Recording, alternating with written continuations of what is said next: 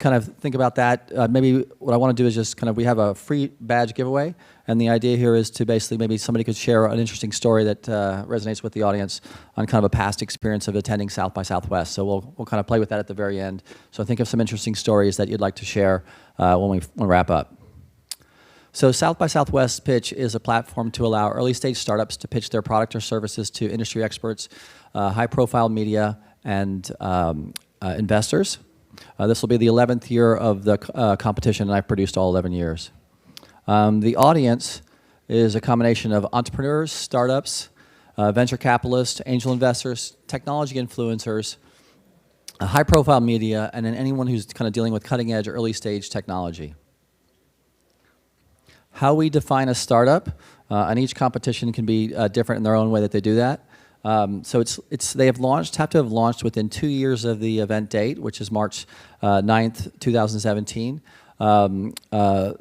They can have an idea if it's 3 months after that, so it'd be June 9th, 2019. The founder must retain some sort of ownership of the company, as well as you have to have less than 10 million or less in funding. So in theory, if you're out there and you've raised a lot of money, or not raised, but you've made some money through sales and things like that, that's okay. But it's funding of less than 10 million through some sort of investment. The 10 categories, so every year during the summer, we try to look and see what we think was reflective of South by Southwest as a whole, and try to figure out what are the 10 categories that we can showcase during the 2 days during March. And so these are the categories that we've kind of landed on. And some of these have been sort of ongoing categories based on things that we think are still relevant. And the two newest categories would be artificial intelligence and blockchain. And so the goal really is just to showcase the future of technology at South by Southwest for early stage companies, and that's my role within the conference. So top 5 reasons, if you have a startup, why you should consider applying. The first is it's the highest level of investors that we get to work with. Over the years, I've been able to work with probably the top 10, 20 VC firms from Silicon Valley, but also around the globe. And just looking at some of these names, I'm assuming that you know some of them. John Sculley, former CEO of Apple, Tim Draper of DFJ, Paul Graham, Y Combinator, and such. A couple of interesting stats. So we try to track the number of just some data points that we try to track during the off season, just to understand, what are the quality of startups that we're working with. And we've been able to, although South by Southwest is not a funder, from 2009 to 2018, 453 companies have participated in the event. Of those 453 companies, 71% have secured funding. So that tells me that we're choosing the right companies who are fundable by investors, and equaling $5.4 billion total in funding. So for me, the best part of this event is to get to showcase some incredible startups, and we've had some successes. I remember the first time looking at Siri and seeing their application, just knowing that was going to be special. But we've also continued to have some interesting companies. TubeMogul secured $540 million a few years ago from Adobe, and so we continue to find incredible companies that are doing some great things. So the second reason to think about South by Southwest, and you have to remember this is a global event. So last year we had over 4,000 press in attendance, and so just that number alone is staggering if you start to think about it, from around the globe. And so every country is from countries showcasing from China, Germany, England, Brazil, India, South America, Canada, Chile, New Zealand, just to name a few. And the highest level, I think it was a few years ago, we had like 10 to 15 writers just from BBC. And so even though we're getting these groups, they're also bringing massive amounts because they see the content that we're creating value to their users.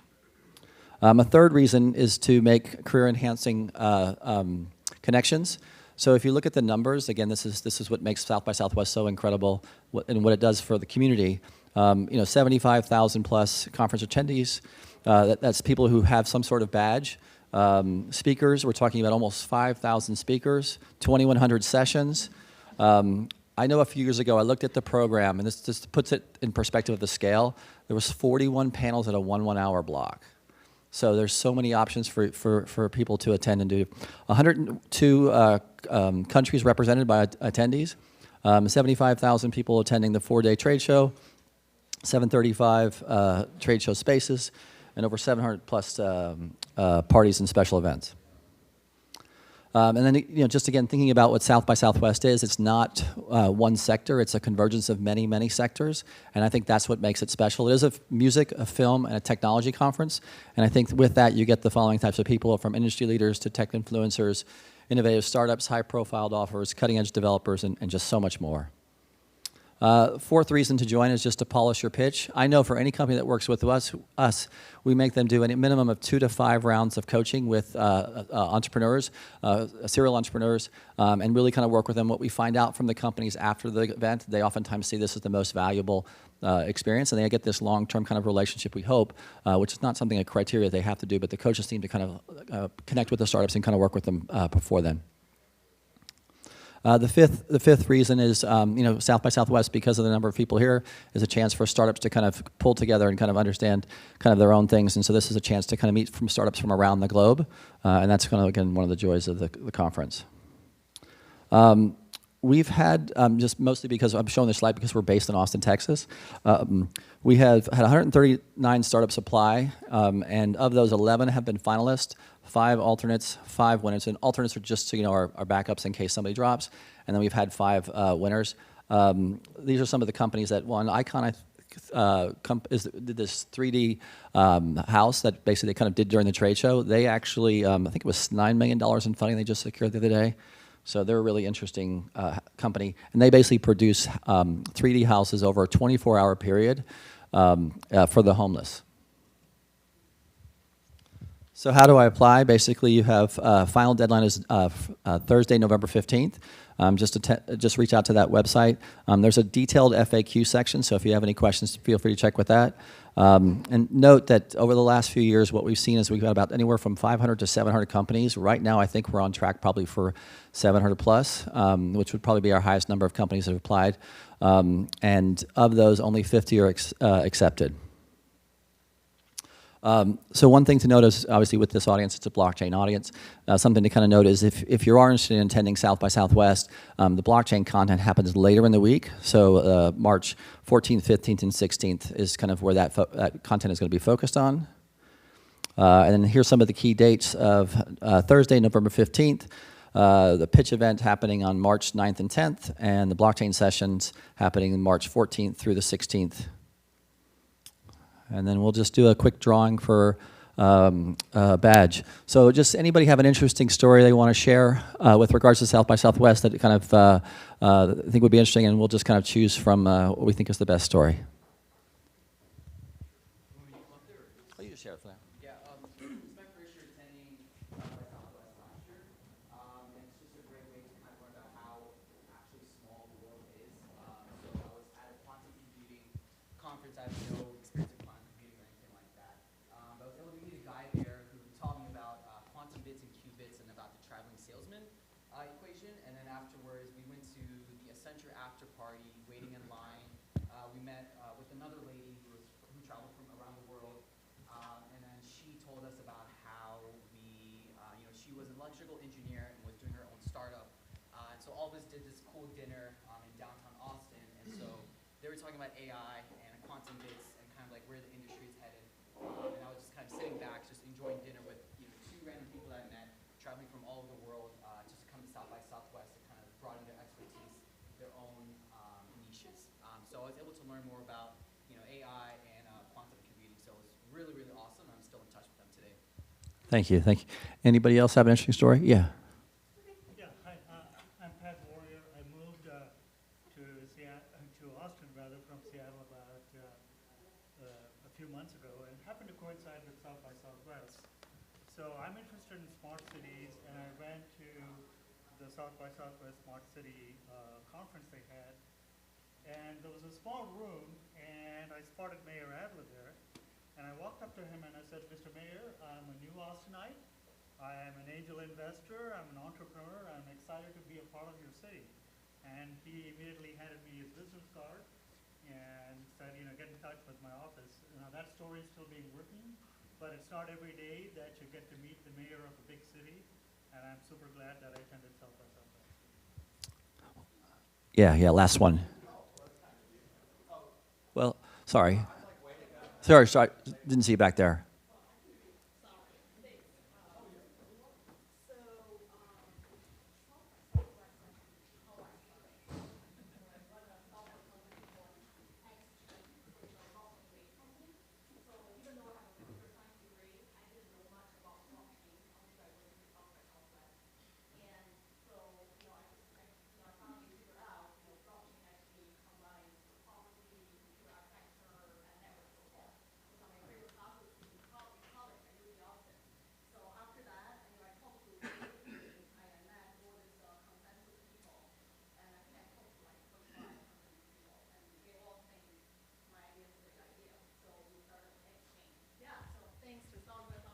Yeah, no, thank you.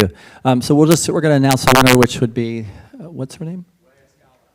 You're the winner. So I'll just connect with you in a second. All right, Pete, it's back to you. Kept on time. No, I promise you. Great. Thank you, Chris. So yeah, South by this year is going to be, or rather next year is going to be very interesting. Quite a few of the sessions are already on the schedule. One that I don't think should be missed at all. There's a panel session with, it's been put together by Cesare Fracassi from UT McCombs. He's started the blockchain initiative. And he's got a panel which includes Jimmy Song, well-known Bitcoin maximalist, and Chris Ferris from IBM, just recently stepped down as a technical steering committee chairman of Hyperledger. I can promise you there will be limbs lost in that panel, so it's going to be fun to watch. There's quite a few other great sessions as well, though, so definitely well worth attending. So let's move on with the rest of the proceedings tonight. And I think the next thing is welcoming Omnitude. Omnitude, you're here. Good, super. We're going to bring up Martin and John, and they're going to talk about Omnitude and what they're doing. They're doing some interesting things in the world of, I think, identity and e-commerce and supply chain and slideshow. Just figure out how to do it. Good. That working for you? That works. Good. Who must take? You? I'll take it first. Okay, super. Thank you.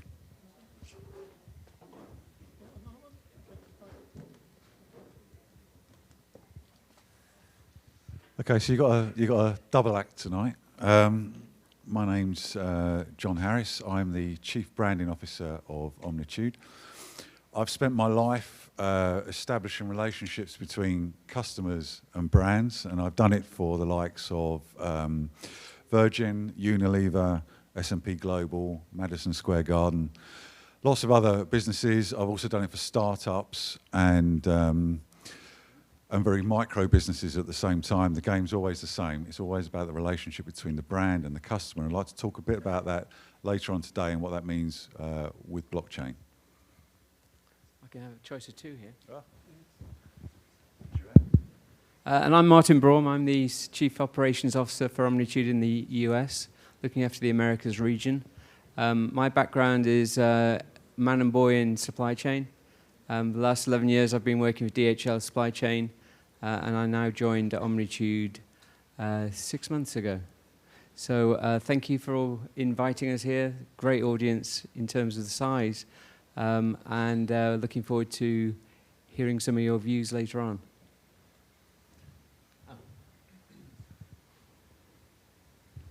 Okay, so we're going to start with a brief introduction of what is Omnitude. It started off about a year ago with 4 guys in a very, very small room somewhere on the south coast in the UK, in a small town called Worthing. It's just a little off from Brighton. We spent the last year fundraising and expanding and developing our platform, of which first elements of that will be going live very, very soon. So what is Omnitude? So Omnitude is a middleware layer. It's a blockchain middleware layer that communicates with existing legacy systems, warehouse management systems, ERP systems, customer relationship systems, via a series of APIs, and allows businesses to adopt the benefits of blockchain technology and distributed ledgers without having to replace those systems. It's cost effective, it's time effective, and we are offering a series of broad-based solutions to businesses across supply chain, customer data, e-commerce platforms. And we believe that we're not creating a one-point solution. We're creating an ecosystem and a platform for not only us to develop those solutions, but other blockchain businesses, when the platform's up and running, to come and join us and develop those solutions, and even the businesses themselves that have their own tech departments, to use that platform and the APIs that we're producing and the abstracted architecture that we're producing around Hyperledger Fabric. We're also using lots of other Hyperledger systems, Quilt and so on and so forth, to help us create this large horizontal base of blockchain solutions. So we're quite unusual in those terms. And our uniqueness has seen us grow from 4 to 28. We now have representation in Cape Town, Atlanta, Austin, London and Zurich. And we also have a broad base of clients as well. So we'll just show you a couple of those at this moment in time, and we'll start off. The first is Williams Martini Racing, the Formula One team. You might have seen them in at the Austin Grand Prix a few weeks back. We're working with them to help them extrapolate data, race data, and simulation data, and include version control within that data so they understand that data, where that's come from, they can trust it, they can track back where things might have gone wrong or where things might have gone right, and be able to make changes very quickly. We're working towards doing that in a simulation environment currently, and then to roll that out to a live race environment. And it involves a lot of data coming down from a lot of data points on the cars and the performance. So it's a real challenge for us, but it's, I think it's testament to our real-world expertise that Williams has decided to choose us to help them with that project, which we're very excited about. For those that are keenly interested in European flags, you'll notice this is the logo on the flag of Malta. I'm sure you all knew that, right? So one of our partners is the Maltese government. We're working with their Department of Transport on a blockchain solution to report on the timeliness of their bus services, ferry services, and their taxi services. They have a problem at the moment that GPS data that they use isn't always being representative of the actual performance of the bus timetable. And we're going to be writing the GPS data straight to the blockchain and then using that as a reporting infrastructure. We're involved in quite a few other projects of the Maltese government as well. Obviously, there's a big blockchain conference there at the end of this week, I think it is.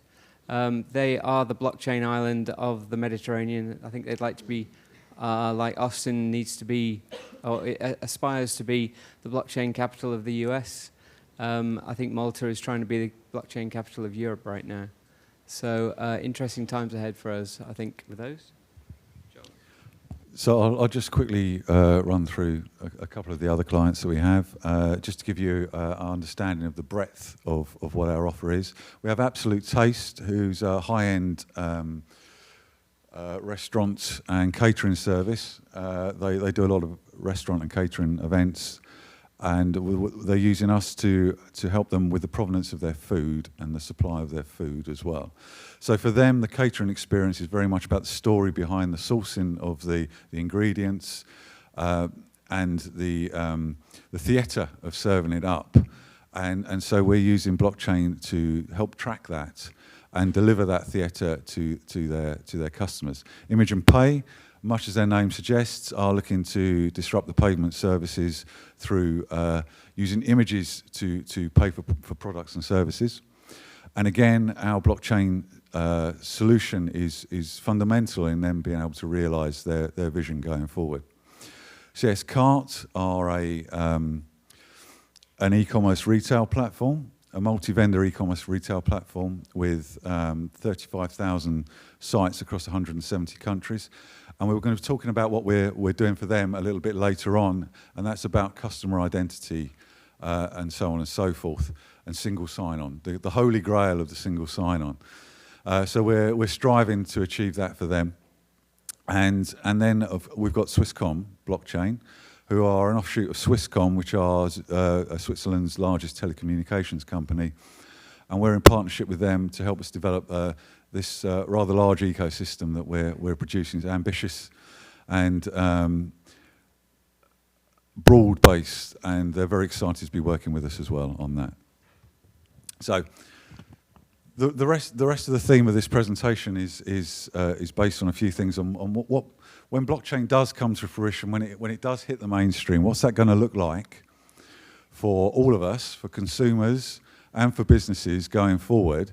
So this is just our take on it. It's focused around supply chain and customer relationships, because those are the two bodies you've got up on the stage now. If it was our CTO up here, it would be on something different, or our CEO, it would be something different as well. But we're going to talk about what we know, or we hope we know, and hopefully you'll find it entertaining. So what can blockchain ever do for us? So when you start to look into the future, there's many extrapolations of this technology and how it will help, and there's many people predicting futures, and it's gone on for many years. And chief amongst those is George Orwell's 1984, which was actually written in 1948.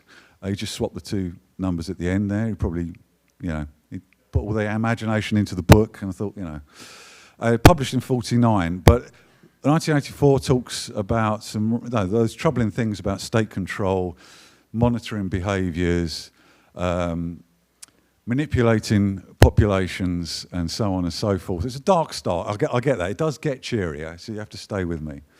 So it starts there, and maybe kind of ends up around here at this moment in time. And here we come in with where we're suddenly in a world where our data is monetized and sold on without our consent. It's our data, it's no one else's. So to use their platform, we have to be farmed for this data. So blockchain has a lot of positives to add to this transaction of data between... Whoa, quick hands there, that was good. Between businesses and customers, and that's what I wanted to explore a little bit further.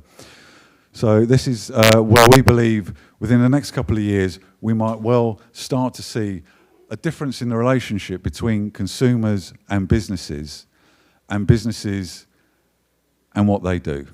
And that change will come around because of blockchain technology, the right technology at the right time. So we call this New World, not our phrase, but a phrase that has been coined, and we kind of go along with that because we believe in that, and we call this the trust economy. A new take on maybe.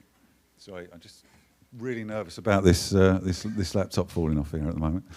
So I know it's not my laptop, but Peter, kill me. So this whole idea of, by the way, these notes are for your benefit, not mine. It just keeps me succinct because I do ramble.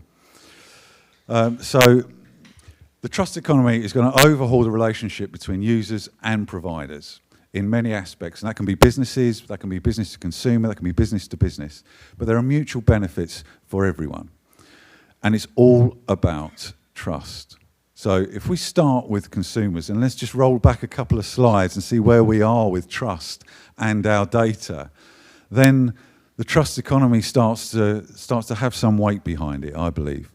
Individuals and governments are now asking questions about what happens to this data, where is it stored, why is it stored, and there's some very difficult questions that need to be answered, and blockchain can help us answer those questions. And from Omnitude's perspective, one of our products, the very first product that we're going to be launching is something that we call the Omnitude ID. Now, there are several blockchain businesses out there doing a self-sovereign identity. But our Omnitude ID is the start of a suite of products that we will be rolling out across both consumers and businesses to help with this transition of data and management of data. And so for us, the Omnitude ID consists of some key pillars. First being a single sign-on. So if you sign on to the Omnitude platform, you can then, with one click, sign on to any other website that is using the same platform without re-entering data again and again and again. We all do it. We all do it. Size, address, shipping address, credit card details, all of that. That's all stored on the blockchain and is accessed through this platform. Most importantly, though, it's a self-sovereign identity, which allows the individual to have granular control over their data. What aspects of that data that they've loaded up onto this platform do they choose to share with each individual vendor? So it changes the relationship between vendor and customer now, in the fact that the vendor has to earn the customer data by producing a goods or services that the customer truly appreciates. But it gets even better for the customer there, because within our system we have the ability now to reward via microtransactions, crypto microtransactions. So if I choose to share more data than I need to share with a vendor, then I get rewarded for it. And that's an incentive. So I get paid for the value of my data, not someone else getting paid for selling my data onto someone else. So big business won't like that. You know what? There are many benefits for businesses as well, big and small. A frictionless customer experience. So from my perspective, businesses from inside of brands and all that is how easy can we make it for a customer to engage with our brand? Well, a frictionless customer experience with a single sign-on is one way that we can do that. This transaction of data and reward for data means that you can get a greater understanding of your customers' needs.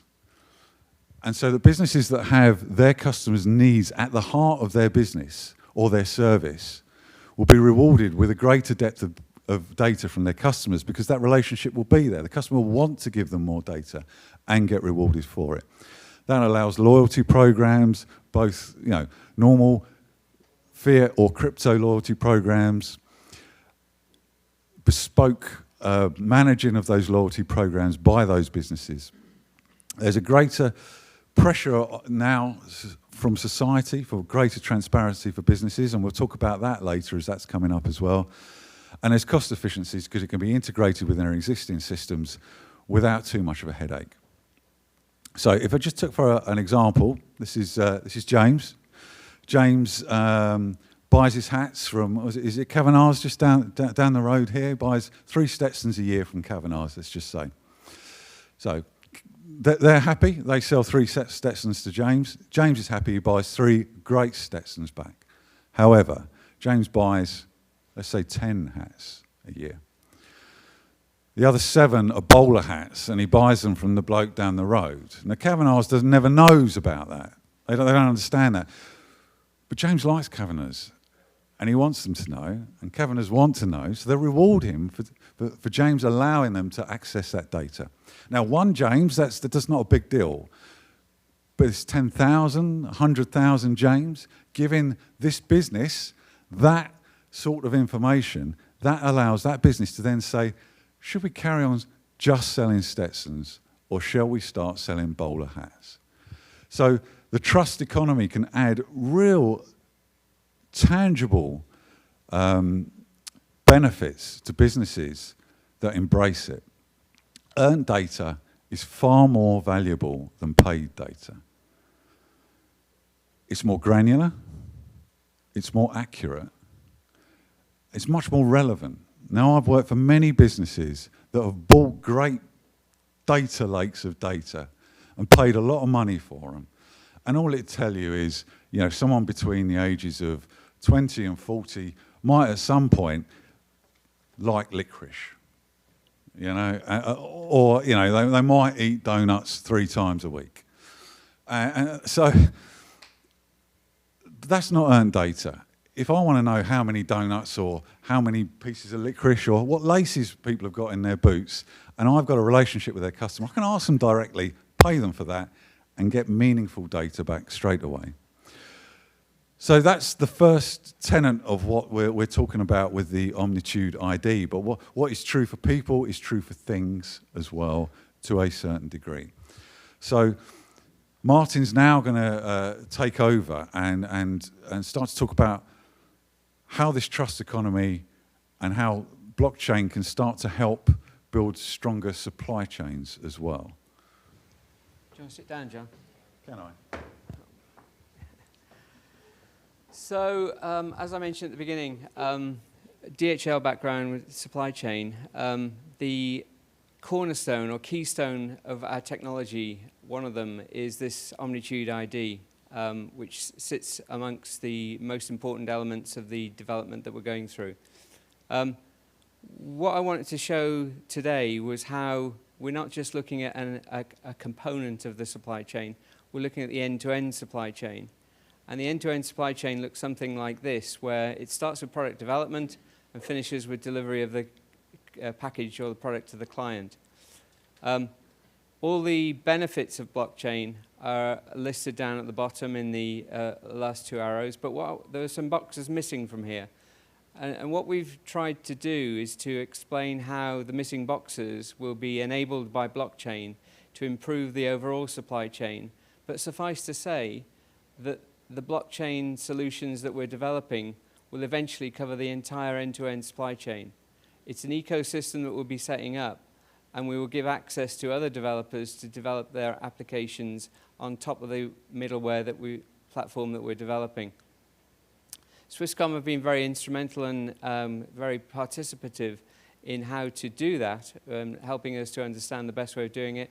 And our CTO, James Worthington, has been able to take that information, advice, consultation, and bring it to bear, first of all with Omnitude ID, but as I say, each of these elements will pass through one by one.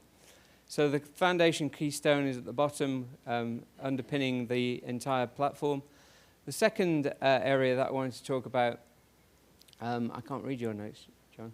As I wouldn't read them if I were you. The second element is this provenance, this sourcing of product that you can prove where it came from. And John touched on at the beginning around how one of our clients, Absolute Taste, have got a penchant for high-class food, whether it be Michelin star event management food served at Grand Prix, or whether it be executive jet lunches that people get on their private jets. And what they've discerned is that their customers have a thirst for knowledge and information about their product. So they might want to know where that fish was caught. They might want to know which side of the riverbank that fish was caught. And that information is obviously enabled by being able to capture it within the blockchain and not change it and trace it through the entire supply chain from farm to plate. And we're busy working with Absolute Taste to develop how we read that information into the menu, using an iPad on the executive jet, for example, and delivering that information straight to the client.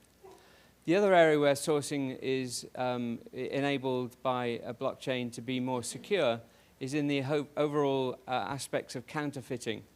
And the same solution that we can see providing provenance for the product information for Absolute Taste will be also enabled to allow us to start imagining how we can reduce and eliminate counterfeiting of products, whether that be luxury goods, tobacco, or as recently seen within the Australian environment, honey, where they found that 140% of their capacity was being sold externally and 40% just seemed to come from nowhere. Well, obviously it was counterfeit product. And the ability to trace and track that is a conundrum that we're working with several of our customers to try and improve and explain how the provenance of the product is a keystone in that workflow as well.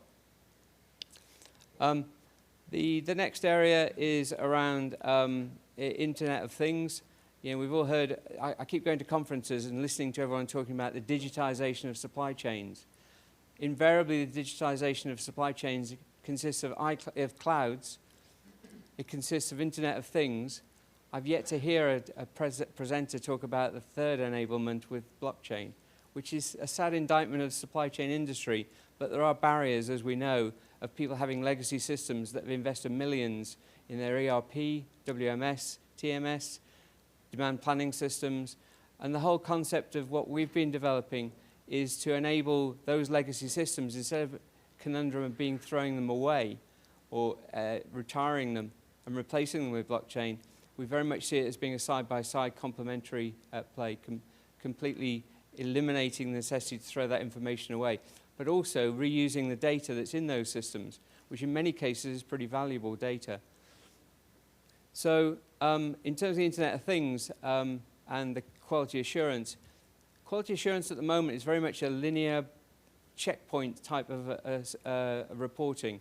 It gets to the factory gates, you check it.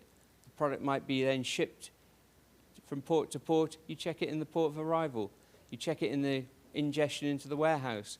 At no stage do you really be checking that product through its life cycle, through its journey from production into a warehouse or, in fact, into the customer.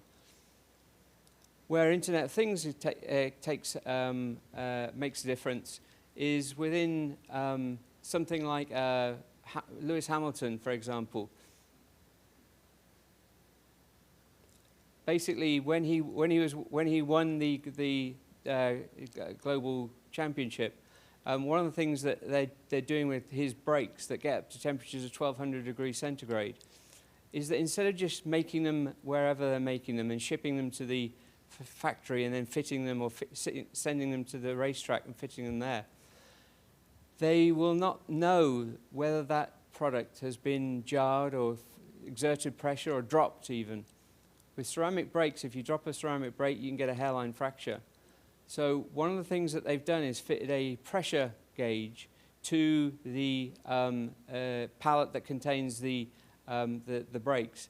And they're using that to essentially track that quality, not just at points and checkpoints, but all the way through the actual journey of the brakes from the manufacturer to the end consumer. That's where Internet of Things kind of helps the blockchain, because you can write the information to the blockchain. You can't, it's much more transparent, it's much more tamper-proof, and the information that's being recorded, as John was saying, contributes to this overall improvement in the trust economy. I'll whiz to the end here, just for the purpose of time. The important issue here is, with our middleware platform, is that what we want to be able to do and what we ultimately see converting all these yellow boxes to blockchain-enabled boxes is the ability to integrate, as I mentioned before, with the large ERP systems. The good news is that the large ERP systems manufacturers are starting to talk about blockchain. Oracle, for example, mentioned on Friday that they have a few products to be launched, Track and Trace, and some other products that are going to be using in their ERP sales system. But we all know how expensive they can be. And also that they're not necessarily looking to provide those solutions to existing customers. What we can see is that being able to provide that middleware layer will ultimately improve the overall trusting economy and the trustworthiness of the information that's stored in there. And that's where I'm going to hand back to Pete, to John. Hand back to Pete. No, I'm not handing back to Pete yet. Hand back to John to talk more about the trust economy. Okay, so that brings us back to the trust economy. So this benefit for both businesses and consumers. Now, why should anyone really care about the trust economy? It's not here now, and they're making plenty of money out of it anyway. Well, there's a small thing called Millennials. The most derided generation that I have known, and quite frankly, they don't deserve it. My kids are Millennials. As a marketeer, as a branding person, the baby boomer generation was a gift because they had a lot of money, you know, and you could sell stuff to them. They had a lot of money. There are 66 million baby boomers in the US, and there are 77 million millennials. True, the millennials have maybe less money to spend, but it doesn't take a marketing genius to work out that's a big difference. You don't have to be a mathematician to work out whether that market's worth anything or not. Of course it is, and that market's only going to get bigger while the baby boomer market is going to get smaller. How many baby boomers do you think are in the room, John? Well, I don't know. How many baby boomers in the room? Hands up. See, we're getting smaller. We're getting smaller. So, I'm a Generation X, by the way. I just thought I'd let you know that. I've just had a hard life. Yeah. So, no, it's not us saying this. These are, you know, so that previous stat came from Goldman Sachs. This stat comes from Accenture. So millennials spend $600 billion every year, and that number is expected to rise 1.4 trillion by 2020. So if 2020 is when the trust economy really, really does kick in and becomes mainstream, there's $1.4 trillion up for grabs. And any business that isn't indulging itself or indulging its customers in the respect that the trust economy demands is going to miss out on a slice of that. So if companies cultivate these customers, they'll have to follow through on their promises. That's what the slide says. Sustainability is not on the fringes anymore. Now, sustainability is king for millennials, amongst many other concerns, societal concerns that they have. But they are not the freewheeling buy anything types that marketing and branding businesses are used to. They actually care about the provenance of their products and where it comes from. So another Accenture fact here, just to back up this, is 90% of millennials were shocked with any company they perceive as making moves towards a social purpose, even if they don't historically have that reputation. That's the important bit. So it's not just about new companies coming along, it's about old companies adapting and understanding they can't run the same game as they've already run. You know? And social purpose can mean a lot of things. It can mean donations to charity, it can mean ethically sourced, it can be locally sourced produce, it can mean organic. It can mean social purpose is the umbrella, but it does mean provenance. It does mean provable statistics. Now, at this moment in time, the mainstream understanding of blockchain is not really anywhere, but that's not going to stay that way.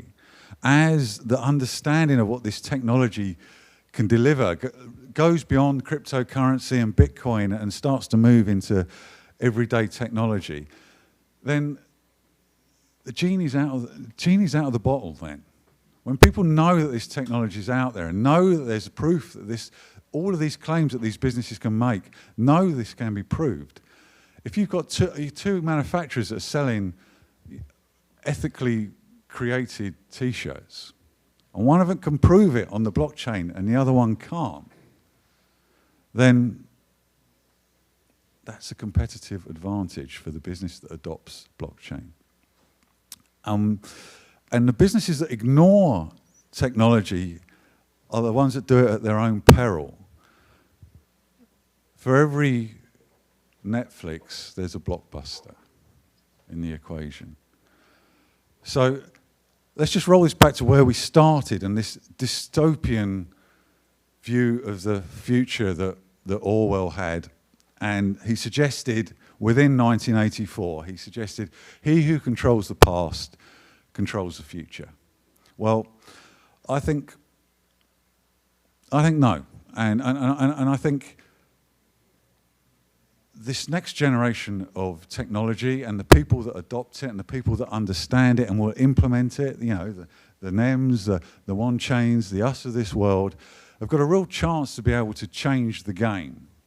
And certainly from my side of the fence, when I talk about the relationship between brands and consumers that I've seen my whole life, and I've been, you know, I've sold people shit they don't need, you know.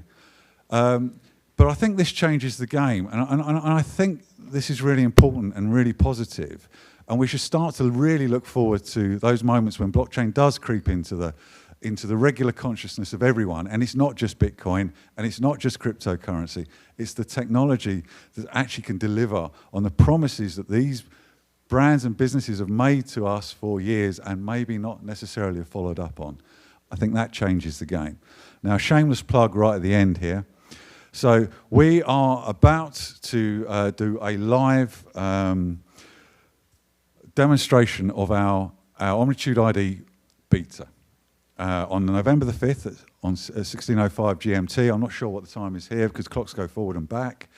But we'd love to come along, subscribe to our YouTube channel. We'll have a live session there and we'll start to show you under the hood of the system how you can enter your details and data, use it to log on to any Omnitude-enabled website. Allow that website to display the preferences that you've already asked it to display, or not, as the case may be.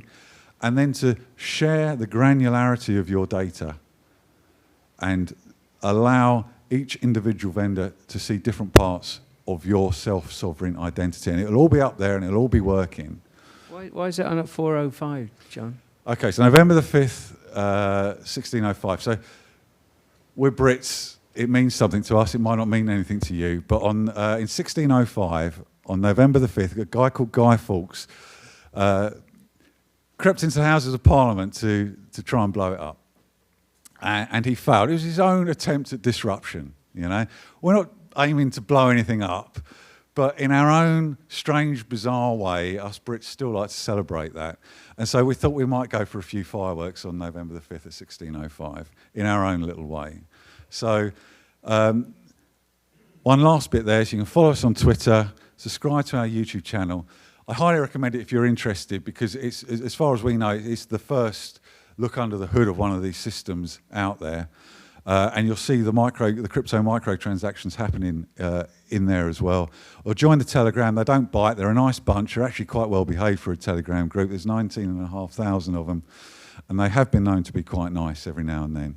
Thanks for your time, and much appreciated. And I hope you've enjoyed the presentation. So, thank you.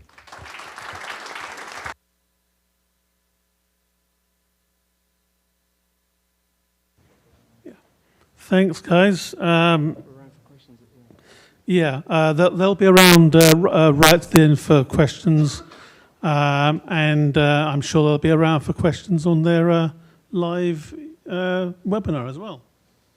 So we're going to move on pretty quickly. We're running a couple of minutes late, and bring up Joshua to speak a little bit about what he's been doing with the Dell Medical School Healthcare Working Group. Didn't want to do that, did I? I don't know if I'll cover all of these. Yeah, Some of it's a little bit rote. yeah, that's Are they good. going to get the deck? Yeah. Will they get the slides? Why not? Okay, I didn't know if they were or not. No, that's good. Hey everyone, thanks for your patience so far. I'm going to talk a little bit about what we've been able to do with regard to our working groups within the Austin Blockchain Collective. And I think, Pete, you're going to announce another one tonight as well that we're kicking off, 2 more that we're kicking off. So we've been learning a lot about what's working with these working groups and what's not working with the working groups. A couple of the things we've picked up on is that there is an opportunity to do economic development as we've been connected with more folks. I think yesterday or last week we had the Australian Trade and Investment Commission reach out to us to get aligned with the Texas Health Catalyst as a part of the Dell Medical School here in town. So those are some things that are interesting to us. So just a brief overview of myself. I've been in technology space for some time, product management, leading P&L and business groups. I've been spending about 20 years doing this. A little bit about my work at Pouch Points. We're developing a community-based experience loyalty system for small to medium-sized businesses and all the economies across the world. And we're going to start in Austin, and we're currently activated. We've got several companies here in town, and we're continuing to work with more partner marketplace aggregating companies. So we've got car services, fitness services, quick service restaurants, and we've got a number of B2C customers we're currently working with. So we have a big belief that the virtuous cycle point system is very profitable and capable for small to medium-sized businesses. For those of you who didn't hear what I said, you may have thought I said blockchain and tokens, and you're right. But if you say that to a small to medium-sized business, you're not going to get anywhere. So moving on to the Dell Medical School Working Group, the Healthcare Working Group, we founded this in June of 2018. We founded it with a number of members here in the city of Austin and in the Dell Medical School. So just a little overview of who those folks are. One of the things that we've learned as we've worked with Dell Medical School and the city of Austin is that the legislation is not keeping up with all of the technology that we want people to be using on a blockchain.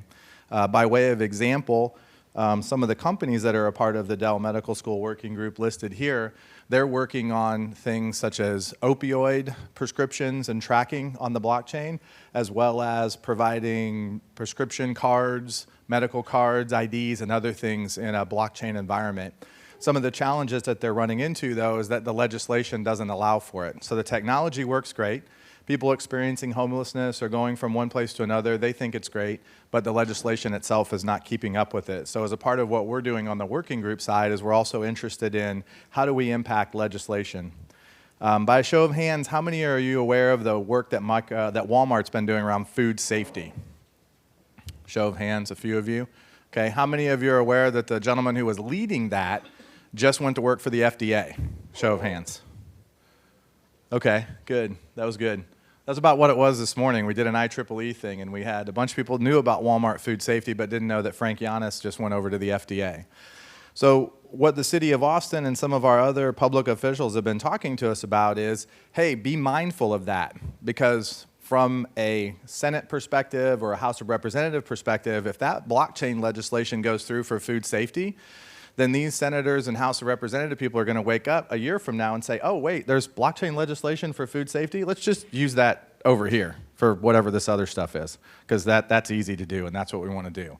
So part of what you're going to be hearing from us, and I know there's a thing in this week's blog that Pete put out, is about hearing from you about legislative issues and how we might be able to help lobby with some of the communication that we're doing with people from the University of Texas, Dell Medical School, City of Austin, and other public officials around Texas. In terms of our objectives and mission from when we started earlier, we wanted to make sure that Texas Health Catalyst, which is a funding incubator accelerator program at Dell Medical School, is available and open to all Austin Blockchain Collective companies. So if you're doing something and you think it might be related to healthcare, take a look at the Texas Health Catalyst, because Dell Medical School is actively reviewing anything coming in from Blockchain Collective companies and looking to engage you in participating with that program. I talked a little bit about the City of Austin, some of the challenges there that we worked on. Some of the progress that we had, we launched this program around the Texas Health Catalyst. I just talked about that. I'm trying to keep things moving because I know everybody's getting a little tired. We did do work specifically with Mayor Adler. So we had a story earlier about Mayor Adler's participation in terms of startups and supporting innovation. So we did some work with the blockchain work that they were doing around people experiencing homelessness, and some of the folks from the medical school working group business team was there as well, including Transmute.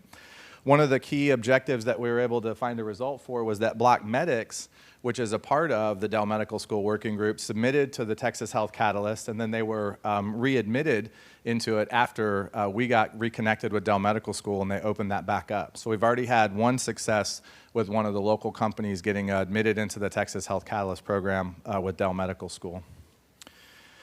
Something that you might want to take a look at if you're involved in healthcare, we had one of our leadership companies, the CTO, Bo Vargas, did a presentation on HIPAA and how it intersects the technology of blockchain. This is available online. If you go to medium.com, to Austin Blockchain, there's a blog on this, and it has a link to where you can listen in on the agenda that you see up there in terms of what's working, what's not working, where's BitMed being successful with their telemedicine and incentive-based healthcare solutions.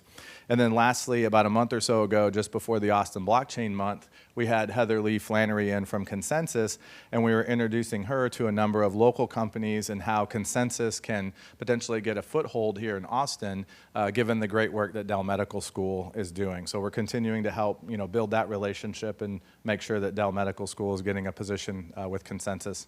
How many of you in here are familiar with Consensus by a show of hands? So most of you? Okay, good. Yeah, so they're not Ethereum-based. Everybody knows that. Well, they say they're not. They source from there, but that's not what they're doing. So with that said, I don't have anything else to share on the Dell Medical School Working Group. Those are some of the successes we have. We're going to be working with Anjum going into 2019, talking about what is the big thing we want to accomplish this year and how are we going to execute on that. So with that said, I'll hand it over to Pete.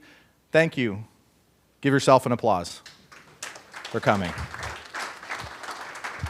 Thank you, sir. Thank you, Joshua. That was a very quick run through of lots of things we're doing in the DMS Healthcare Working Group. And it's kind of indicative of some of the things that I hope we'll be doing with some of our other working groups. So we've got two working groups that we're actually announcing tonight.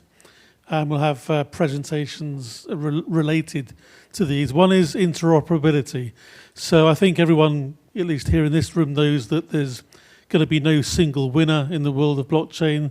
There's going to be, for very good reasons, technical and as well as business-oriented. There'll be different forms of blockchain, types of blockchain, suppliers of blockchain around for the foreseeable future. And so in many cases, they need to talk to one another. So we're forming this interoperability working group. It's really looking at the existing efforts going on, how Austin companies can be a part of that. We're certainly looking at the work going on in standards groups that might be leveraged to help interoperability. Going to be definitely trying to look at some of the real life use cases that require interoperability. I know that seems to be an area whenever I talk to companies that are involved in this and say, well, who is actually going to use this in the first instance? It's kind of, the replies you get are not as crisp as you would like. And so hopefully we'll be able to really sort of get that message honed down. We've got a few companies initially working in this working group. We're definitely looking for more, but Decred, Digibyte, I think, are here in the room.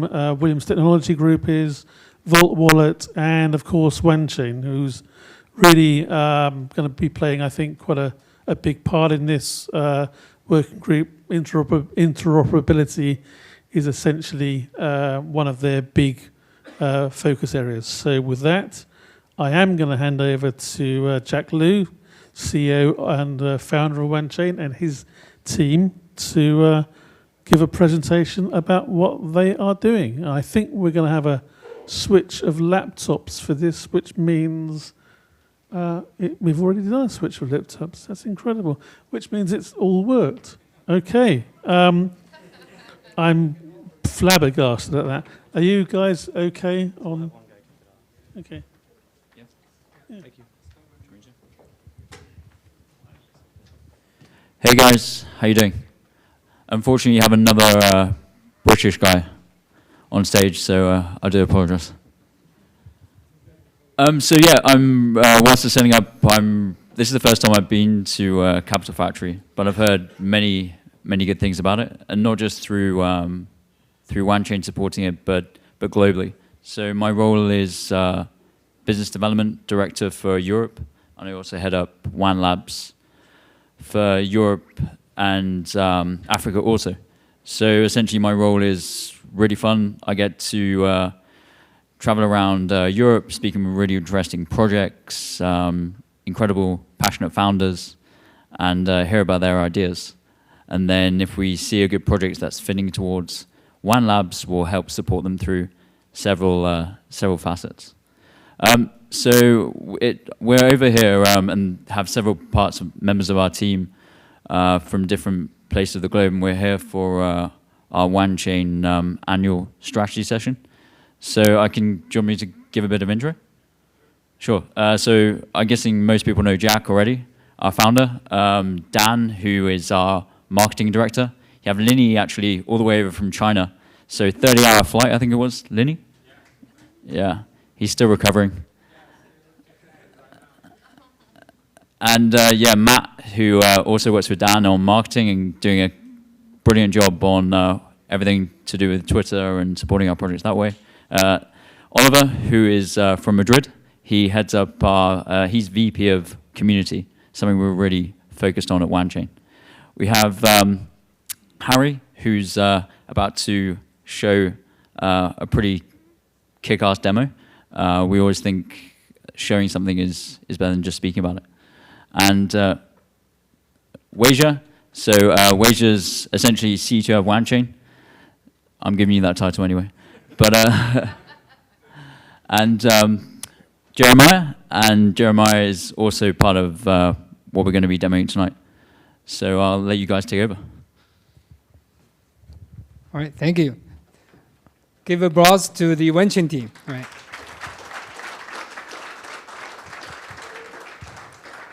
Well, so glad to be here. Actually, I moved to Austin in 2010, and I've been here, I don't remember how many times, as a, entrepreneur, certainly I came here for, resources, mentorship, funding, partners. I took many classes over here, and I've been to so many of the events like today. And I just want to share the story of Wanchain with you, and why we are doing Wanchain, what is it about, right? And also where we're going. And so we have a dev team here, and show you basically what is our current status, and so the technology we're having behind it. So I got in this industry fortunately early enough, but it's very hard, you know. Even today, you're still looking for directions. That's why I asked the leadership team around the world, fly over here, have a session. I think as an entrepreneur, it's always a problem in the back of my mind. What should I do? What's the right direction? At one time back, I think in early days when I was in Ohio working for a public traded company, and I asked for, well, as a top executive, what's the direction? Can you tell me? He was like, you know, puzzled. By the end, today when I look back, maybe he's thinking about the same thing. So I just want to share with you, you know, what's the journey for me in the blockchain space, and why we came with this idea with Wanchain, and how we follow through. And still, we're trying to figure out what we want to do, and all of you guys can help us. So back in 2014, I started in Ethereum environment and wanted to do application. At the same time, I started, lucky enough, I think randomly, bump into some folks, right? And got into Factom as a co-founder and also CTO. And we started design the system, and we came up with this, you know, main chain or parent chain, and then we have a lot of sub-chain underneath the main chain. And we basically, probably most of you guys know about Factom project. And we were trying to figure out, you know, how to put all the data around the world on blockchain. And we came up with a system with the main chain, also sub-chain. And my colleagues were asking, how can we design a system that can put all the data around the world on blockchain? And at the time, we just debated and debated. At the end, we came up with this layered system, like post office. You know, in the city, you have multiple post office, and then you send the mails to the, you know, general office, and then one level up and across different countries.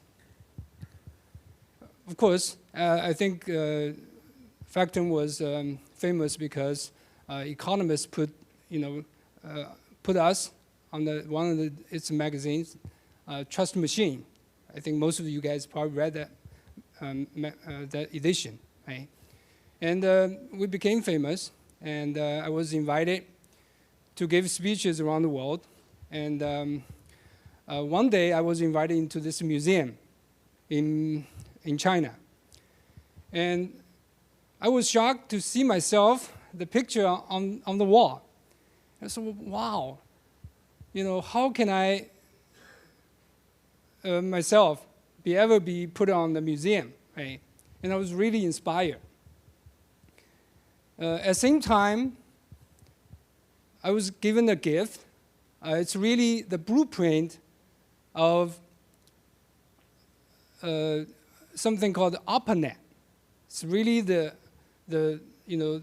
original WAN network. So if you look at here, go back to the history of the internet, right? There are a lot of different local area networks were created. And there are some pioneers in the early days trying to connect them together and came with the protocol called TCP/IP. And ARPANET was basically behind that. And originally, the ARPANET connected multiple networks in the West Coast in the US, and eventually expanded to the East Coast, and then to Europe and many other cities. And eventually, it became the foundation of today's internet. And I was really, really inspired. And so I probably should do something like that. So in 2016, I started a company called Wanglue and started looking into that. I had a separate research team just doing the research, seeing how we can connect different blockchains together. Not only just public chain, but also the private chains. We call it actually LAN chains, kind of lame from the early days of the internet. So we have LAN networks. Of course, we have private networks. We treat them as local area networks. And then we want to create a protocol, universal enough, generic enough that can connect pretty much any blockchain. And after more than 6 months of research, and our research team found it. So yeah, we got it. And it started as a theory. And after that, we built a proof of concept. And then, so after we have the POC, we felt that, yeah, we really can do it.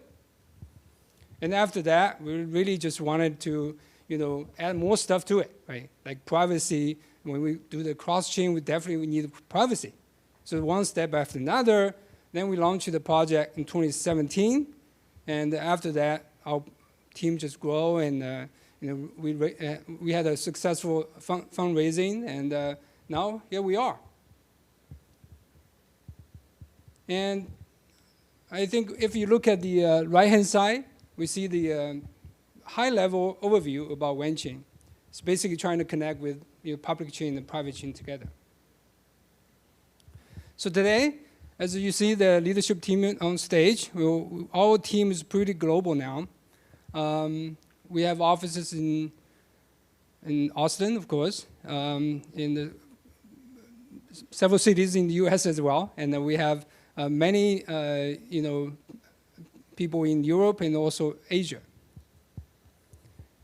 And we have a team of about 80 people today. So what is the benefits of building on Wanchain? I'm here to show you, or our team is going to about here to show you how to build on Wanchain, how easy it will be. But same time, I want to show you what's the benefit. Why do you want to build on Wanchain or be part of our ecosystem? So we launched our mainnet early this year, in January 2018. And in July, we launched the integration with Ethereum. And also we launched the alpha and beta testnet a couple months with Bitcoin. So we're about to launch the integration between Ethereum and Bitcoin.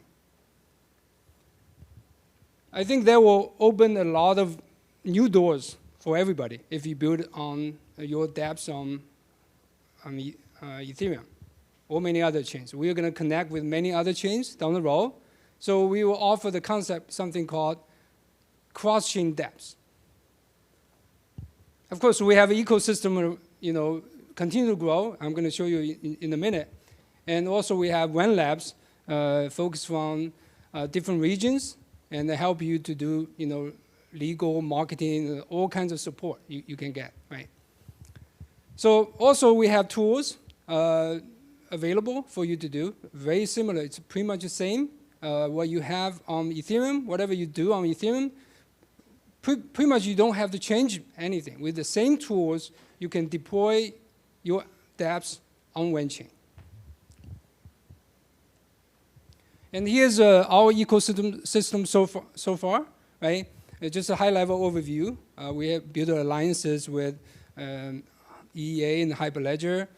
We have lots of wallets now, like some of them are cross-chain wallets. We are having the applications or private enterprise solution in Realist, and we have in the supply chain finance and many other industries.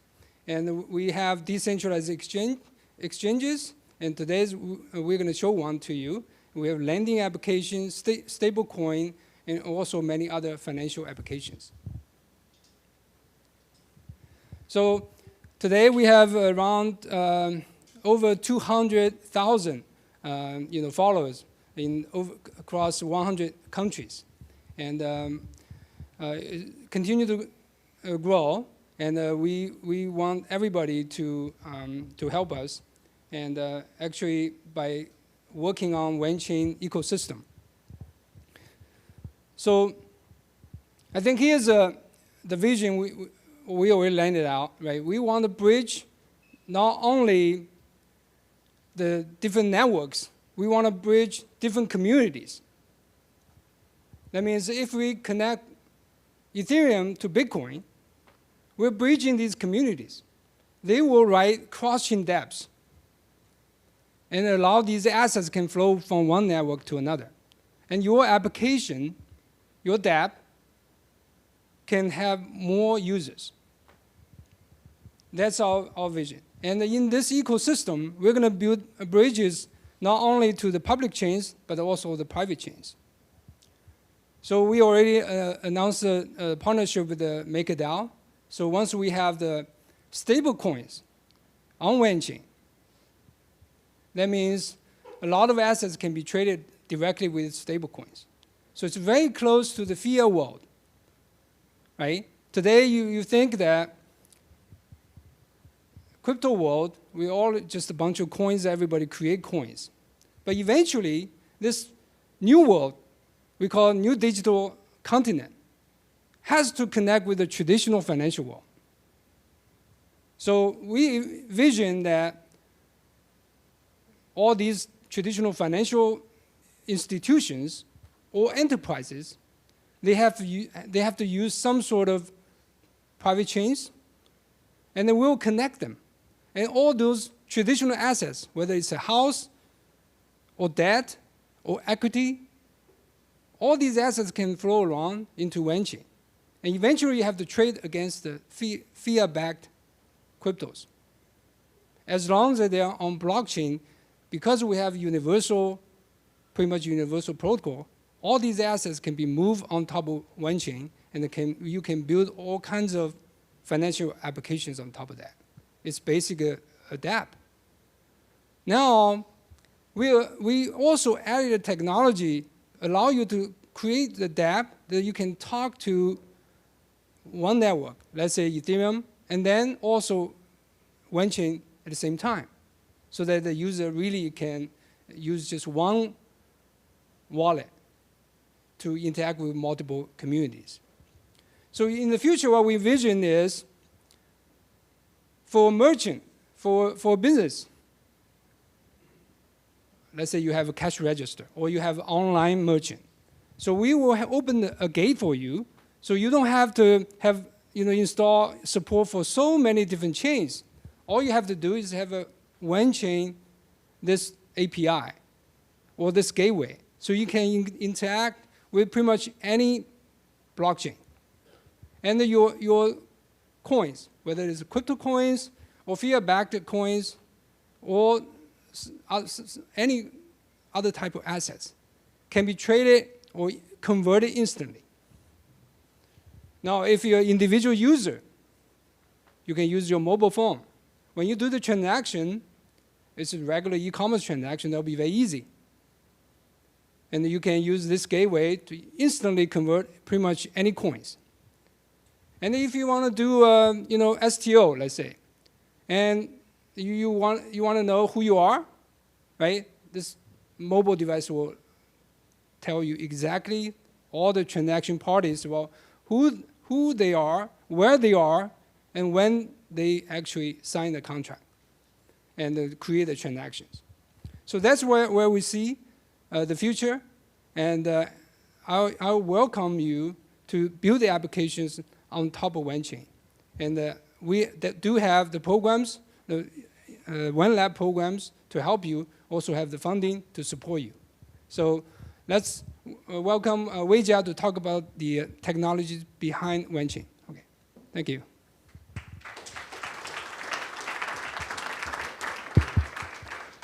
Thank you, Jack. Yeah, thank you, Austin Blockchain Collective, for organizing this great meeting. And I always have high respect for Capital Factory. I remember a couple of years ago when Obama, our president, the ex-president, visited Austin, he did two things. One is that he went to Toshi's Taco, eat a taco over there. And second is that he came here and took a picture in front of this sign. Yeah, so it's great to be here. I'm going to talk about Wanchain technology. And normally talking about technology is not easy because technology is normally boring, right? And to make it kind of easy to understand, I think I need to have some aha moment, which means that I need to explain some of the concepts. For example, what is Wanchain, what's Wanchain, because I'm going to mention that a lot in my presentation. Right? So Wanchain means a one and chain, right? And what is one? One, many people think that is wide area network, and you're right, that is right. One means public, external, very broad, right? And the Wanchain, LAN, is the local area, which when I mention Wanchain, I mean that it's internal, private, or permitted, right? And then for one, in Chinese, it's not one, it's not number one. Actually, one in Chinese means 10,000, so it's a lot. So Wanchain also means that we have a blockchain that has thousands of connections going to other blockchains. So, and then the other concept I can explain there during the presentation. And this is our milestone. Last year, we did not have anything. We had a white paper, we had some funding, but really we did not have blockchain. On January 18th, yes, this year, we had the announcement in the Miami for launch of our first mainnet.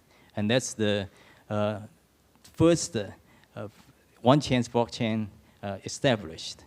And then after that, we had tons of issues because there's reliability issue, there's performance issue, there are bugs, and there are usability issues. It took us a couple months to fix those. Then after we built this foundation blockchain, we began to go for cross-chain because that's the core capability of Wanchain. So in July this year, we built the first bridge that connects us to Ethereum. So we are able to transfer Ether to a token in Wanchain. And people ask, what's the use of that? There's no use of that if you just transfer Ether to Wanchain. But that's the first bridge. If we build a second bridge, if we build a third bridge, then you begin to see the use of it. So early this month, we built a bridge connecting to Bitcoin. So we are able to connect to Bitcoin now. And also, we also built a bridge to connect to ERC20 in Ethereum blockchain, which means that any asset in Ethereum blockchain, any asset in Bitcoin can be transferred to Wanchain. And then we are going to build more things. We're going to build a bridge to altcoin, to Stellar Chain, to even Hyperledger as Wanchain, and also build to many, many things, right? To enable small companies also. So that built a lot of things to external blockchains or internal chains that allows these things to be interoperate within the Wanchain ecosystem. So that opens up a lot of opportunities. So the first thing is establishment. We build our blockchain. The second thing is enablement. We build the bridges. And the third thing, which is a challenge task, is to empower. How to empower new economy. How do we empower digital economy with our Wanchain ecosystem? And that's a huge challenge for us. And this is our Wanchain kind of overview, the topology. We have miner nodes running across the globe. We have in different data centers. And then we have client nodes that you can download or you can compile on your Linux operating system, Windows operating system, or Macintosh operating system. Then you can build or run wallets, browsers, decentralized applications, or smart contracts on these nodes. And this is a schematic diagram of our architecture. This is in our white paper. And the middle layer is our Wanchain blockchain. And then on top of these are the what I call public blockchains. They are well-known public blockchains such as Ethereum, Bitcoin, or any other chains. And then the down layer are LAN chains, the local chains, private chains. And this is in our white paper. And the next page is what we have done. And if you look at these two, compare these two pictures, you know we are very stubborn because we did not change anything. Basically, what we have is that for 1.x release, we just implement the blockchain, add a feature to our blockchain. And the 2.x is the building the bridge to Ethereum. 3.x is building the bridge to Bitcoin. And then 4x and other things, we're building more bridges to Hyperledger's Fabric, Indy, the identity system, and also Burrow and other things. So we are kind of gradually fulfill the things that we promised in our white paper. And this is a schematic diagram showing our cross-chain capabilities. Basically, we have common nodes that run as mining nodes that do the consensus on one-chain blockchain. Then we have cross-chain nodes that have listeners to both blockchains, such as Ethereum and Wanchain. Basically, you just listen to the smart contract on both sides. When there are events or there are transactions, you sense it, and you process it, and you notify the other chain for kind of record and processing. So you are able to kind of transfer one type of asset from one chain to another chain. And that's just the beginning. The asset transfer is just the beginning. You can transfer identity. You can transfer operations. And gradually, with standards, with some common specifications and common architecture, you can achieve full interoperability with one-chain technology and combine with others. So once we have this one chain, blockchain, and we have the bridges established, we began to build applications. And the first application, everybody knows, is the multi-asset wallet. So using one wallet, this is from one chain, it's open source. You can kind of create accounts for Ethereum accounts, for Bitcoin account, and also create accounts for one chain, of course. And then you can do cross-chain transactions within one wallet. And then this is our cross-chain browser. We can browse transactions in one chain, browse transactions cross-chain from Ethereum to one chain, from Bitcoin to one chain, and this is also free for use.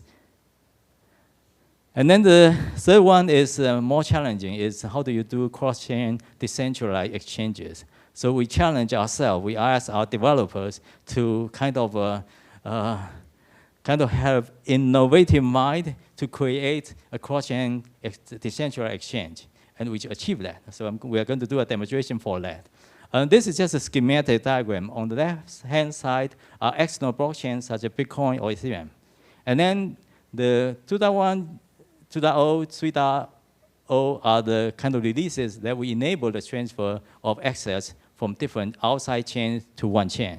So once you transfer these assets to one chain, they become a common format, a common protocol, which we call it WRC20 format. So Ether and Bitcoin are totally different things, but when they come to one chain, they become one thing. So it's common. So when you build an application, you can just need to build one application to process one format. And that's the beauty of interoperability. Just need to deal with one common thing. And then you can build applications on top of that, exchange one token to another token, and then you can cross-chain back to the original chain. And then this is a kind of decentralized exchange, kind of simple one. Basically, on the left-hand side is a maker that kind of have an offer, and then on the right-hand side is a taker that takes the offer. And the middle layer is the order book, and then also some order processing unit that will sense the orders on both sides, and then fulfill the transaction, and then send it to smart contract and make it happen. And then we're going to give the stage to Harry and Jamal to demonstrate this cross-chain decentralized exchange.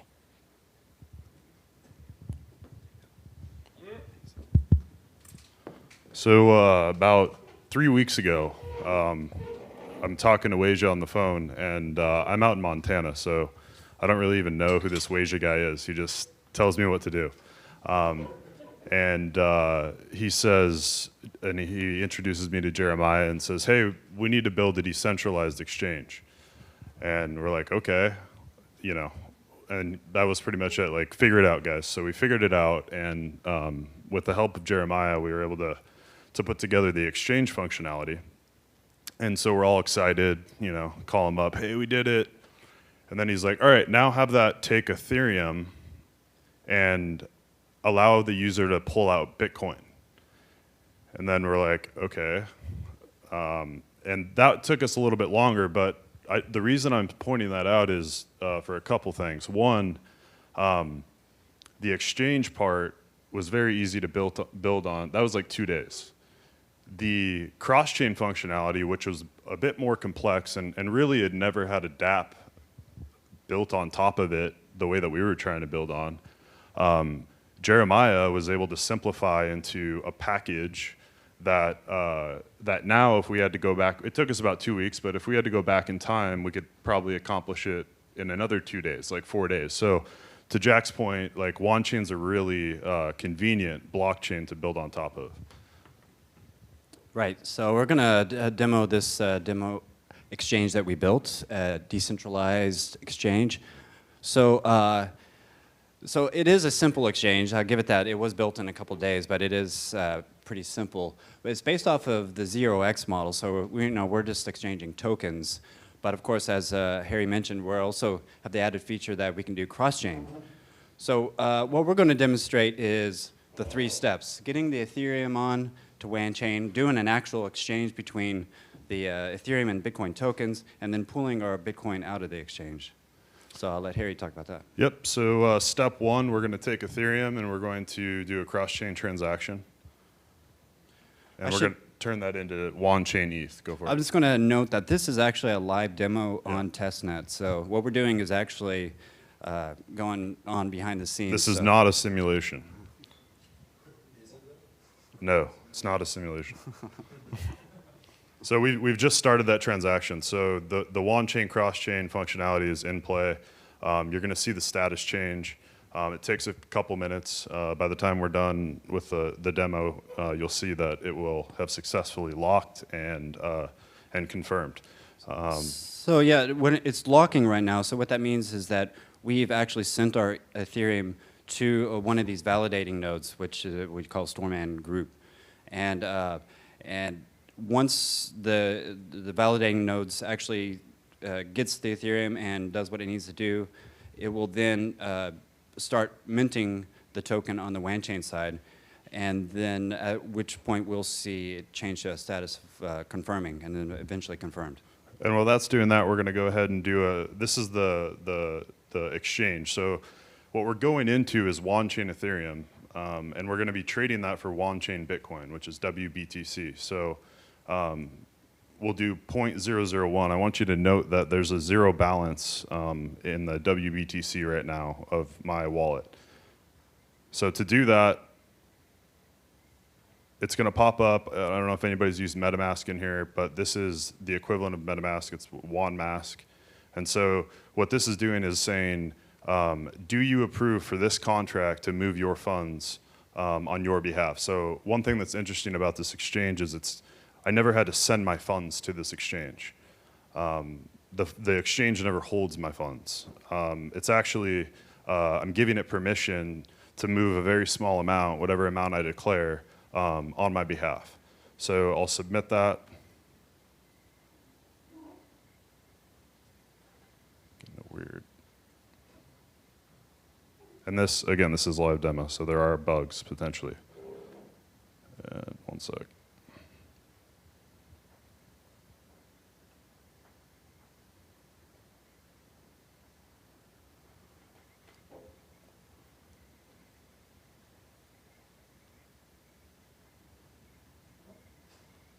Come on.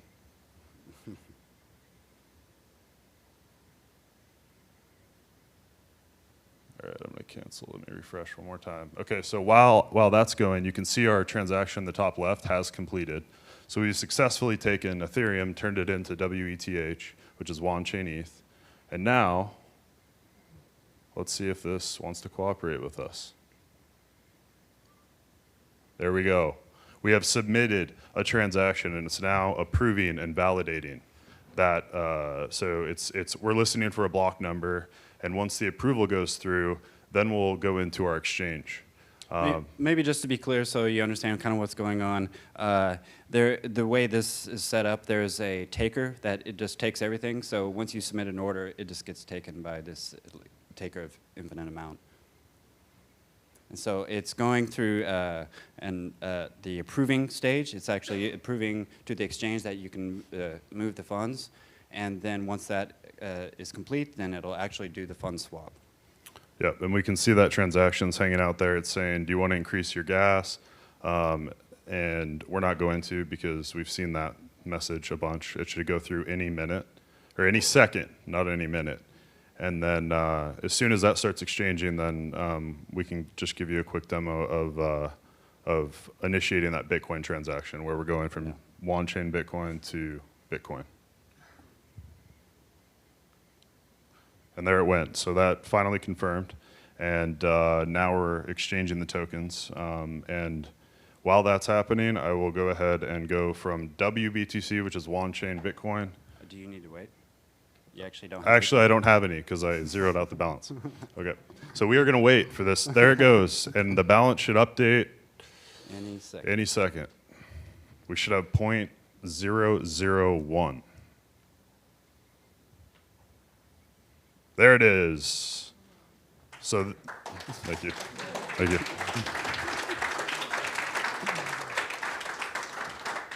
Now we go out to Bitcoin. And so he can explain to you why this takes a little bit longer. When you see it locking, like that's when we start high-fiving. That means we're good to go. Well, as you know, Bitcoin has 10-minute blocks, and testnet actually can be much worse, more like 20-minute blocks. And so it needs 2 confirmations to be locked, much less redeem it. So this could take actually a while. So, but I think as far as this demonstration goes, yay, we did it. Yep. All right. Thanks. I guess if you have questions, we'll take them, or afterwards if we need to move on. I don't know how we're doing on time. Yeah. Okay. We'll do it afterwards. So, so thanks a lot, and look forward to talking to you. We are locking. We are locking. Thank you.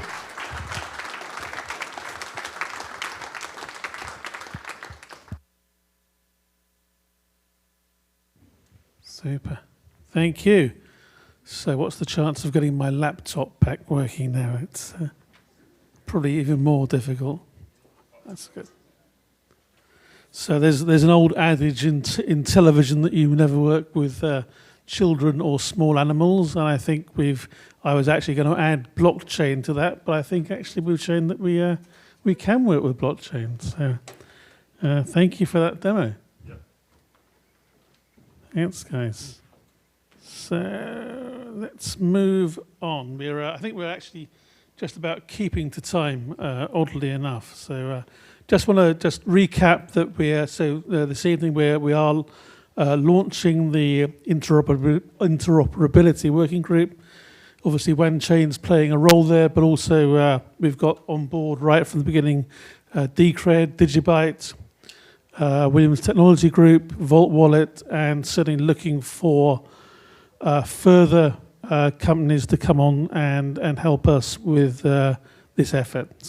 So happy to take any interest at the end of the night. So interestingly, just listening to Jack and seeing how he really came about forming Wanchain and looking at some of the applications he's looking at running on Wanchain, a couple that definitely appealed to me were the supply chain applications, supply chain finance, for instance. So that certainly I think we're going to see that supply chain as an application is going to be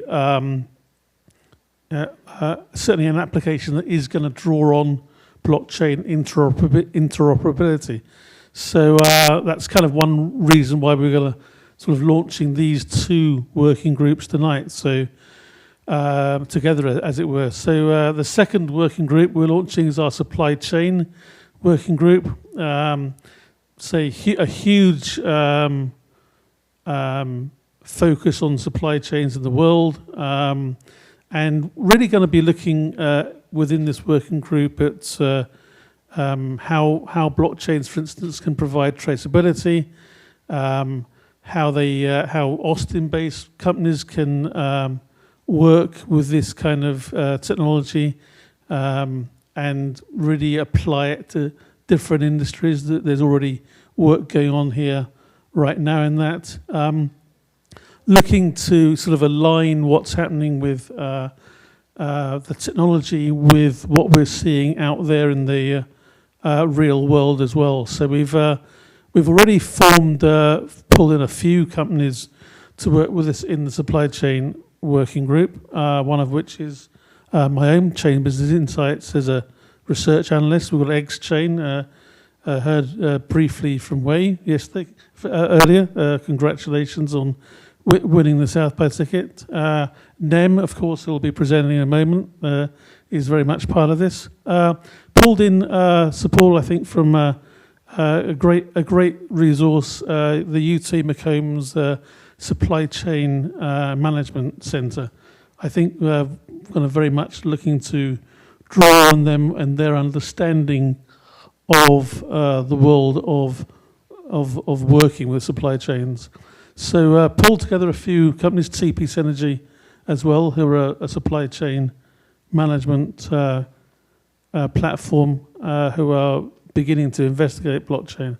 And again, looking for more companies to be on board with this working group. So again, very happy to hear more from you. So with that, actually want to dive into two presentations, one of which will be a very quick kind of scene setter from myself, and then I'll hand it over to Alex to talk about how NEM has been working quite extensively actually in the blockchain space. So here we go. So good. So blockchain meets supply chain. That's actually a name of an ebook we wrote that I co-authored maybe about 18 months ago. I'm in my day job when I'm not involved in the collective. One of the things I do is work with a company called Chain Business Insights. We're a research company focused on blockchain in supply chain applications. Our head HQ is here in Austin. We've also got an office on the East Coast. Very much looking, our focus has really been to date very much in the food and agriculture space, because we think that's kind of a really compelling industry for supply chains, and it also brings in lots of other nice, interesting technologies as well. We've written a number of ebooks. Say our first work was actually called Blockchain Meets Supply Chain. Just published a book on blockchain in smallholder farms and how it's impacting that business, global business, and about to publish an ebook on blockchain in the food supply chain. So ebooks has very much been something we've been sort of engaged in, and we also do a chunk of custom research and consulting for companies as well. So very quickly, supply chain dynamics. Supply chain to me is just a very interesting really space. Supply chains touch just about everything in our lives, anything that we can touch. I think in terms of underpinning global trade, supply chains underpin a business that's worth $54 trillion every year. So that's a pretty good one. Supply chains traditionally have been very fragmented, involving lots of different players. They're very complex, often involving many different players, not just the producers and the processors and the retailers, but many other parties in between, freight companies, ocean shipping companies, customs agents, distributors, wholesalers. It's a real very fragmented, very interesting business that is global, and very often supply chains take goods and components of goods across borders, often very, very far distances, across time zones, across different legal jurisdictions. And they are really to date still extremely manual, paper-based, and so they're slow, they're prone to errors, which cost money, and they're very susceptible to fraud, which we're seeing many times in in the world of supply chain. So how is, just very briefly, how we're seeing blockchain can help, and we've heard a little bit about this already tonight from, certainly from Omnitude.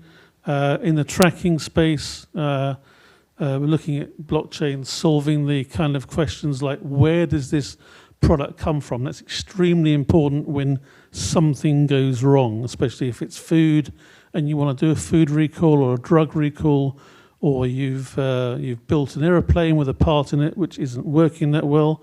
You really want to pin that source down very quickly and take appropriate steps without shutting the rest of the supply chain down. You really want to understand where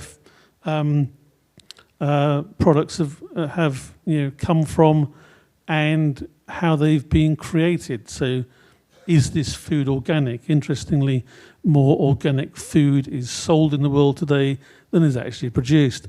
We're seeing this in applications like the diamond trade. Are these blood diamonds? The quality of products. How was this product transported to me? Very, very much an issue in the food and the pharmaceutical supply chain. You really do need to keep certain products within ranges of temperature and humidity. And also finance is a big part of this. Is everyone needs to be paid, and so mechanisms to allow advance of funds, bring in microinsurance in places. How do you know that the company you're doing business with is legitimate, especially when you've never heard of them before, you don't speak the same language, they're in a different part of the world. How can you get this level of trust into your supply chain? So these are all very valid questions in the world of supply chain, and they're the kinds of questions that blockchains have a real potential to address. Very quickly, there's a number of players in the supply chain and blockchain space. IBM's very big in this space with their food trust program, which has been adopted by Walmart and other retailers and supply chain companies here in the US, also Carrefour internationally. SAP and Oracle, we've seen recent announcements from them. They're obviously very big in the supply chain space traditionally and have really backed their new blockchain offerings into that. But also some smaller companies, Viant, which is actually an offshoot of Consensus, which is working down in a number of areas, but certainly in the oil and gas space in Houston. Again, bringing private Ethereum to bear there. IBM, SAP, and Oracle are all Hyperledger Fabric based systems. Provenance is interesting. It's an English company, very much focused on public Ethereum space. They've got a couple of hundred customers, mostly in Europe, but actually got an interesting one here in the US, tracking poultry from Arkansas through the supply chain to California. So definitely a space where real startups can innovate. I've got a number here in Austin beginning to do that and looking to work with more of them. So with that, very quick advert from me. If you want to know more about blockchain and supply chain, you can come and read my book. It's on Amazon, it's on iBooks. There's some more books coming. You can read our blogs at Chambers Insights. You can follow our LinkedIn group and follow us on Twitter. And you can even contact me. And you can see me after this evening ends, which will be in about half an hour-ish. So with that, I am going to hand over to someone who I think has got a lot more interesting things to say about blockchain and supply chain.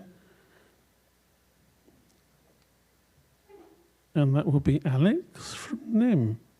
Let's try and pull this up.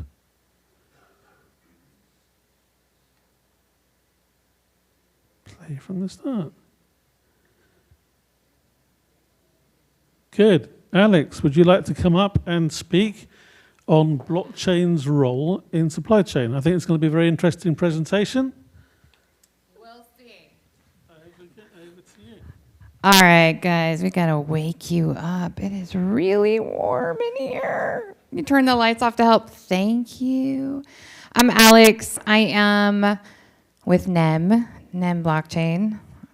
So I'm the regional head of NEM North America, and I'm also an advisor and a member of the NEM Foundation. And the NEM Foundation exists solely to educate and promote the NEM blockchain for companies and individuals and governments. All kinds of people are building and deploying on NEM, and so I'm one of the people that they get to work with on a daily basis.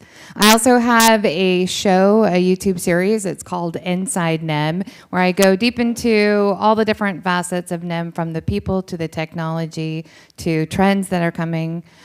And pre-crypto, I spent the past 2 decades working in the world's first digital tradable objects in gaming, including League of Legends, the Xbox Marketplace, Pokemon, Magic the Gathering Online. And a lot of that experience taught me all about online marketplaces and digital assets. And so from there, that experience, the past couple decades, took me on a journey with blockchain. And when I discovered NEM, I was pretty blown away by the technology and all the different companies across the world that were using NEM. And if you don't know about NEM, there's a pamphlet on your seat, so you'll be able to check it out if you phase out and fall asleep during my talk. So NEM is really just it's a great blockchain for businesses because it's a plug and play blockchain. And what that means is it keeps all kinds of business data on the blockchain, but it does it with security tested plugins and modules. So think of it as built-in smart contracts. So it's really easy for folks to use NEM because they're using it with APIs. Developers don't have to know a specific language. So you really are just plugging in and plugging right into our smart contracts. We have teams all over the world. We have about 500 people that work for us across the globe. We're in over, I think, about 40 different countries. And so we are setting up a hub here in Austin, but we have blockchain centers in Singapore, in Malaysia, in Japan, New Zealand, Australia, so all over the world. Now, one of the things that people ask about NEM, one of the advantages is that there's a 4-layer architecture, and what that does is it just makes it really easy for you to separate and integrate and build on. And the reason I tell you this is all helpful with supply chain. So we'll get to that in just a bit, but just want to explain a little bit about what we do. So basically for NEM, we have a lot of actual use cases and not just white papers, but people who've deployed. So our technology is fast and it's secure. It's 100% new code, and it has those smart features. It's built right into the core. Pretty easy for developers to build on with our APIs. So we're going to take a look at what that looks like with some peaches. Now, I just happen to like peaches, but it's really, we're going to save some peaches as they go through the supply chain. So you can get an idea of all the different places that your food gets touched along the way. So make sure you're washing your hands. So there's actually 20 custody of parties if you're shipping food internationally that has to make its way. And we're going to start at the first stop with harvesting. So with harvesting, with peaches, you just you can't actually have a machine do it. It has to be picked by hand. Next, you go into your QA inspectors. So there's making sure that those peaches are any kind of food or any kind of item that goes through the supply chain, that it is meeting those quality inspectors. Then it has to get packed a certain way because the temperature has to be at a certain temperature and the environment has to be at a certain environment, and the packers have to do it a specific way in specific packaging, and all of that costs money, and all of that's tracked on paper, and all of that takes a long time. And it gets transported. It doesn't just get transported by ships, but it's aircrafts and trucks and railroads and All of that storage has to be in a cool and dry place, and you have to have good ventilation. If you don't have good ventilation, then it can lead to life-threatening CO2 concentrations. That's something I learned about that I didn't know as I was working with some partners that were dealing with peaches. I thought that was pretty interesting. And with customs, then it has to go through customs, so you have to have more paperwork, even more paperwork. And so that food is just sitting there waiting while all that paperwork gets passed. Meanwhile, they're still susceptible to bugs and infection and all kinds of stuff and potentially rotting if the peaches are not kept in a certain temperature. And then it gets stuck to the warehouse. The warehouse, again, has to be housed a certain way, right? Has to be inspected again. And then it goes to retail where you buy it and you take a look at it and you say, you know, that one bruise, I don't know, I'm not gonna eat that fruit. I'm gonna pick a different fruit. I'm gonna pick an organic fruit. And you hope that it's organic, but you're going to pay the extra 20 cents. And then you, the customer, buy it, you Foodstagram it, and you talk about how delicious that peach is, because that's what we do with our food. Each step has to be approved before going to the next step. That is a pain, because 15% of food shipping that gets shipped spoils due to lost paperwork. And that's what happens to a peach when it gets stuck because of some damn paperwork, right? And blockchain is one way that we can address a lot of these issues through transparent, time-stamped, untamperable chain of custody. So if you have any kind of company where you sell a product, you're probably going, hallelujah, this would be fantastic to have all of this and save some money. So we're going to take a quick look. I know it's probably a little hard to see. So this is a peach quality approval process using Catapult. So this would be on a hybrid public and private chain. It would be multiple companies. Kind of hard for you to see it, but we're going to start with the peach factory. It's going to confirm the date of the peaches. Then it's going to go through some inspection. But before, and this is all happening before it gets that sign off. With NEM, you have multi-level, multi-sig. So up to 20 parties can sign off on that multi-sig line before it gets sent to the next person. So if there's any kind of virus or any kind of anything, you can catch it along the way. If it has to be at a specific temperature, you can catch it along the way because NEM works with IoT beautifully. So to go back to this diagram, here you have the human inspector down below. Human inspector looks at it. Human inspector number 2 looks at it. Both of them. One is good, one is not. So the good one moves on. But over here we have the other thing at the same time that this is happening. Before the quality check happens, I also have a shipment temperature. So on day 1, it's getting looked at and making sure that it's hitting that bar. Day 2, same thing. So then that information gets sent on to the truck. Okay, it's ready for shipment. All of these steps are happening before it gets approved. That's how blockchain at a very high level is being used with supply chain. NEM has hundreds and hundreds of companies that are building and deploying.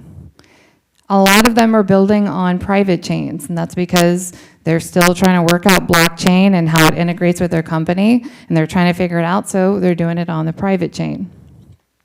But here's some pretty cool stories of companies that are using supply chain that are willing to talk about it some. We have the Japanese government. They use supply chain, specifically NEM, for transparency from the hunting ground to restaurants. So every step along the way for the Japanese government with their meat is being tracked on NEM. Here's another one. We have clothing. We have Origins. So Origins is transparent sourcing of raw materials for fashion industry, so specifically cotton. So you're looking in the cotton fields along the way, that organic shirt that this guy is wearing, that he thinks it's really from a certain kind of cotton, he can actually prove it. He could scan the label and see, oh yeah, okay, this was not made through, some kind of sweatshop. This is the real deal, right? My money's going where I'm saying it's going. And you can track it every step of the way. And that's with Origins.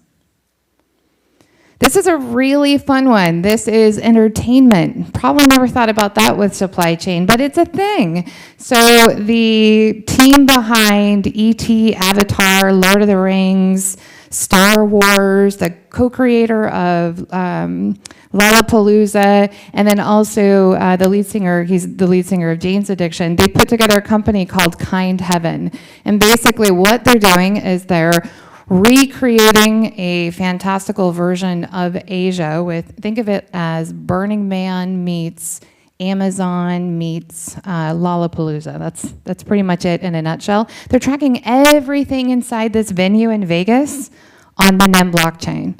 So the whole supply management. And the thing is, they're using that as a way to take those items from Asia.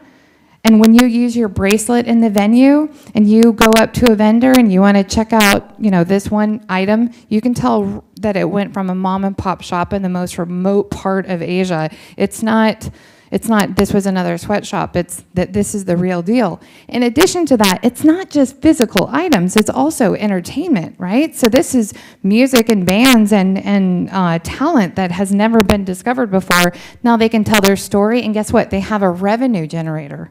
All of that is on supply chain every step of the way because they have a third-party online retailer that they haven't announced yet, but they've said that they're using one. So I can tell you that much, but it's huge. And so all of that is being tracked on the NEM blockchain. We also have luxury items, right? So transparent sourcing of, in this case, there's a company called LuxTag. And so LuxTag enables businesses and their customers to basically protect authenticity and ownership of their valuable assets by providing digitized certificates.